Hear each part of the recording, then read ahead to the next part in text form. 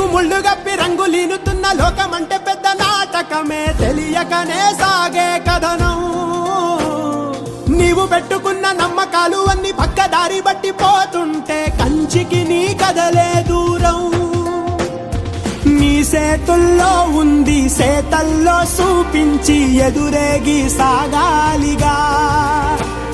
రేపేటవులో తేలాలంటే నువ్వెదురు చూడాలిగా. Vote పోటు గుండె